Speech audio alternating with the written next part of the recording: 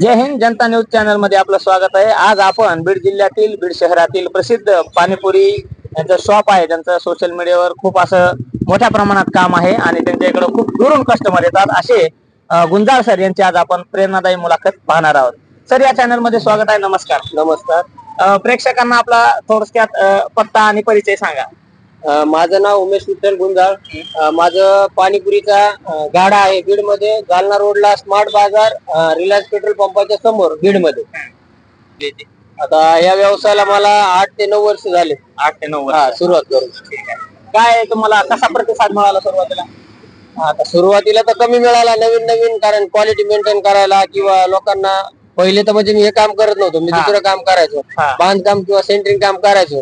पण या लाईन मध्ये आता आमच्या इथं राजस्थानी खूप लोक आहेत। बरं मी ज्या एरियात राहतो त्यांचं पाहून आता ते इथं राहून एवढं करतायत, मग आपण काय नाही करायचं त्या हिशोबाने मग मी पण या लाईन मध्ये घुसलो, शिकलो। पहिल्यांदी शिकल्यानंतर चालू केलं, नवीन थोडा कमी रिस्पॉन्स मिळाला कारण व्यवसाय नव्हता, उगाच 200-500 400-500 धंदा व्हायचा। पण क्वालिटी नंतर जी म्हणजे व्यवस्थित चालू केली, जो गिरायक बसलं, आता 8 ते 9 वर्ष झाले गिरायक एकदम म्हणजे चांगला आहे आणि एकदा आलेलं गिरायक कुठं जात नाही आणि गिरायक तुटत पण नाही। आणि एक प्लस पॉइंट सोशल मीडियाचा झाला मला, कारण सोशल मीडियावरती फॉलोअर्स चांगले झाले, कारण आमचे फॅमिलीचे कॉमेडी कंटेंट होते, ते व्हायरल झाले, लोकांना एवढे आवडले। मग त्या सोशल मीडियाचा फायदा मी म्हणला आता आपण व्यवसायामध्ये करू। सध्या व्यवसायाचे व्हिडिओ पोस्ट मी करतोय, तर त्याचा भरभरून प्रतिसाद मिळतोय, कारण खूप लांबून लोक आवर्जून पाणीपुरी किंवा भेळ खायला येतात। याचा खूप मोठा फायदा बाहेर ठिकाणाहून, बाहेर शहरातून सुद्धा येतात, बाहेर जिल्ह्यातून कोणी जर फिरायला आलं तर आता नंबर असतोच गाड्यावर, कशावर पण कॉन्टॅक्ट करतात की आम्हाला तुमच्याकडे पाणीपुरी खायची आहे, कॉल करून ऍड्रेस विचारून गाड्यावरती येतात। असं नाहीये की आपल्या प्रॉपरच आजूबाजूच्या जिल्ह्यातून लांबून लोक येतात। बरं, ठीक आहे सर। तर आपण मगाशी सांगितलं की आता आपण जे फेमस फूड डिलिव्हरी कंपनी आहे त्याच्यावर सुद्धा येणार आहोत। आम्ही आता चालू करतोय, अजून सुरू केलं नाही, आता 4-5 दिवसामध्ये सुरू होईल। स्विगी किंवा झोमॅटो असे जे ऍप आहेत त्याच्यापासून पण तुम्हाला घरपोच पाणीपुरी रगडा भेळ 100% मिळणार आहे।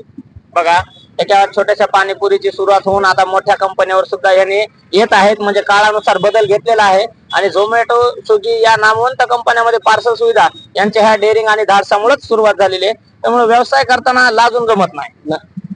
ते एक प्लस पॉइंट आहे, म्हणजे आपल्या महाराष्ट्रातल्या लोकांना सांगतो, लाजून तर अजिबात जमत नाही। लाजलं की मग उपाशी मेलत। आणि नोकरीपेक्षा तर कोणता बी छोटा मोठा व्यवसाय कधी बी चांगला आहे। बरोबर, 2 रुपये कमवा पण स्वतःच्या हक्काचे येतं, की कोणाच्या हाताकडे बघायची गरज नाही, मनाचे मालक आहोत आपण। आणि एकदम सर चांगली क्वालिटी दिली तर विषयच नाही, त्याच्या बाबतीत तर काही अडचणच नाही। बरोबर आहे। तर आपण मूळचे महाराष्ट्रामधले? हो, मी प्रॉपर बीडचाच आहे। माझं गाव नारायणगडच्या जवळ एक उकड पिंपरी म्हणून गाव आहे, तर माझा जन्म बीड मध्येच आहे। वडील पण आता कमीत कमी आम्हाला बीड मध्ये 50 वर्ष झाले स्थायिक, तर प्रॉपर बीडचाच आहे। तर राजस्थानी जे लोक येतात बाहेर राज्यातून आपल्या भेळचे आणि विविध व्यवसाय घेऊन, तर त्यांची ह्यांनी कला शिकून घेतली अगोदर आणि नंतर स्वतःचा व्यवसाय सुरू केला, बरोबर आहे? बरोबर।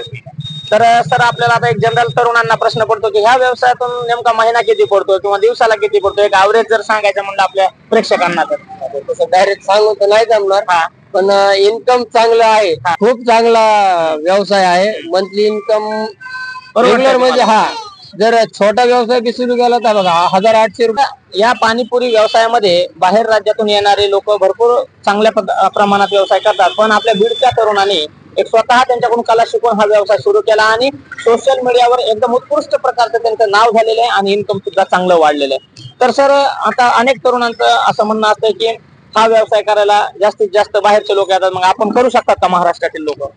100% करू शकतो, का नाही करू शकत? कारण व्यवसाय चांगला आहे, इन्कम चांगलं आहे, 50% मार्जिन आहे या धंद्यामध्ये।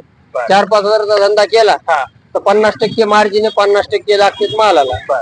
त्याच्यावरून समजा मग अंदाजा समजून घ्या, व्यवसाय खूप चांगला आहे आणि इन्कम खूप चांगलं आहे।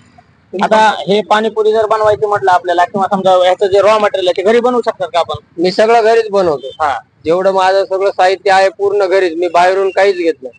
आणि पाठीमागं आपला पाणीपुरी बनवण्याचा होलसेल व्यवसाय सुद्धा होता मोठ्या प्रमाणात? होलसेल व्यवसाय होता, पण तो सध्या बंद केला, कारण याच्यामुळे मला वेळ मिळत नाही। तर एकदा गिऱ्हाईक चालू झालं की संध्याकाळी 10 वाजेपर्यंत गिऱ्हाईक असतं, तर वेळ मला कमीच मिळतो। कितीला सकाळी सुरू होतो सर आपला? मी 11:30 येतो, 12 वाजता कमीत कमी चालू होतो। बरं, 12 ते संध्याकाळी 9:30। ठीक आहे 9:30 पर्यंत. तर सरांनी सांगितलं की सकाळी सुरुवात केल्यापासून संध्याकाळपर्यंत खूप मोठ्या प्रमाणात त्यांना गर्दी असते आणि त्यांचा व्यवसाय जोरात चालू आहे. तर इतर तरुणांना जर हा व्यवसाय सुरू करायचा असेल तर कमीत कमी किती बजेट लागेल आपल्या सुरुवातीला? व्यवसाय सुरू करायला आता गाड्याला महत्वाचा खर्च फक्त गाड्याचा आहे. जर नवीन गाडा केला त्यालाच खर्च आहे. बर ऑदर खर्च एवढा नाहीये. 10-15 हजार रुपये खूप झाले. पण गाडा जर म्हणलं तर गाड्याची किंमत 50,000पासून सुरुवात आहे. तर मग लाख रुपयापर्यंत. जर तुम्हाला कुणाला जुना गाडा मिळाला जर किरायनी रेंटने तर मग एकदम बेटर की 20-1 हजारापर्यंत सुरू होऊ शकतो. तर सरांनी सांगितलं की गाड्याला जास्त खर्च आहे आणि 10-15 हजार रॉ मटेरियल किंवा कच्च्या मटेरियल मध्ये आपण व्यवसाय सुरू करू शकतो. भरपूर खर्च आहे त्याचा. आणि सगळ्यात महत्वाचं म्हणजे महाराष्ट्रातील कोणत्याही शहरामध्ये आपण गावामध्ये किंवा एखाद्या ठिकाणी गेला तर पाणीपुरी ही सर्वात लोकप्रिय एक डिश आहे. बरोबर आहे आणि मागणी जास्त या डिशेसची. आता मी परत अजून एक प्लस पॉईंट की मी माझ्या सोशल मीडियाच्या माध्यमातून आपल्या महाराष्ट्रातल्या लोकांना कमीत कमी आतापर्यंत 50-60 लोकांना हा व्यवसाय मार्गदर्शन करून चालू करून दिला. वा क्या बात आहे. कारण त्यांना सगळी पुरेपूर माहिती सांगितली पाणीपुरीची असो काय असो. आज ते स्वतःहून घरी बनवतायत. एवढं छान वाटतंय की आपले लोक बनवतात. पण काय असे 1-2 दिवसात एक जणांचा कॉल पण आला. त्यांनी लॉकडाऊन पासून माझे व्हिडिओ पाहायचा. ते फक्त चहाचा व्यवसाय होता. त्यांनी चहाच्या व्यवसायामध्ये मध्ये तो मला मी तुमचे व्हिडिओ पाहिले. पाणीपुरी चालू केली, रगडा चालू केला. एवढा छान रिस्पॉन्स मिळाला.